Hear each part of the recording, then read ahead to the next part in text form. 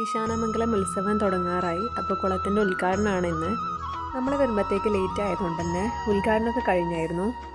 ഉത്സവം ആയതുകൊണ്ട് തന്നെ ഭയങ്കര രസമായിരുന്നു അമ്പലമൊക്കെ കാണാൻ വേണ്ടിയിട്ട്. എന്നത്തേനേക്കാളും ഒരുപാട് അലങ്കരിക്കുകയൊക്കെ ചെയ്തിട്ടുണ്ടായിരുന്നു. എല്ലാ വർഷവും താഴെയാണ് ആൾ ഉണ്ടാവാറ്. ഇപ്രാവശ്യം ഒരു വെറൈറ്റി പിടിച്ചതാവും. തണുപ്പായതുകൊണ്ട് തന്നെ കാനൂനെ ക്യാപ്പൊക്കെ ഇട്ടിട്ടായിരുന്നു അമ്പലത്തിലേക്ക് കൂട്ടിയിട്ടുണ്ടായിരുന്നത്. തൊഴുതിറങ്ങിയതിന് ശേഷം നേരെ കുളത്തിൻ്റെ അടുത്താണ് പോയിട്ടുണ്ടായിരുന്നത്. ഉദ്ഘാടനമൊന്നും കാണാൻ പറ്റിയില്ലെങ്കിലും കുളം എന്തായെന്ന് അറിയണമല്ലോ. ഇതിനിടയ്ക്ക് പണി നടക്കുമ്പോൾ ഞാൻ അമ്പലത്തിലേക്ക് വന്നിട്ടുണ്ടായിരുന്നു. അന്ന് ഇത്രയും ഭംഗി ഉണ്ടായിരുന്നില്ല കുളം കാണാൻ വേണ്ടിയിട്ട്. ഇപ്പം അത്ര അടിപൊളിയായിട്ടുണ്ട്. ശരിക്കും ഈശാനമംഗലം അമ്പലത്തിനെക്കുറിച്ച് പറയുകയാണെങ്കിൽ അവിടെ കൊല്ലം കഴിയുന്നതിന് ഭയങ്കര പുരോഗമനമാണ്. അതായത് ഓരോ വർഷവും അമ്പലത്തിന് ഓരോന്നായിട്ട് കൂടിക്കൂടി വരികയാണ്. ശരിക്കും അവിടുന്ന് വരാനേ തോന്നിയിട്ടുണ്ടായിരുന്നില്ല. അത്ര അടിപൊളിയായിട്ടുണ്ട് കാണാനൊക്കെ.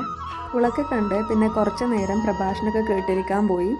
എനിക്ക് പ്രഭാഷണമൊക്കെ കേട്ടിരിക്കാൻ അത്ര വലിയ ക്ഷമയില്ലാത്തതുകൊണ്ട് തന്നെ ഞാൻ പിന്നെ വേഗം വന്നായിരുന്നു.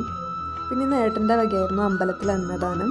അതുകൊണ്ട് തന്നെ അമ്പലത്തിൽ നിന്ന് ഫുഡും കഴിച്ച് പിന്നെ ഒരു മാംഗോ ബാറും കഴിച്ച് വീട്ടിലേക്ക് വേഗം വന്നു. അപ്പോൾ അത്രയൊക്കെ ഉള്ളൂ. ബായ്.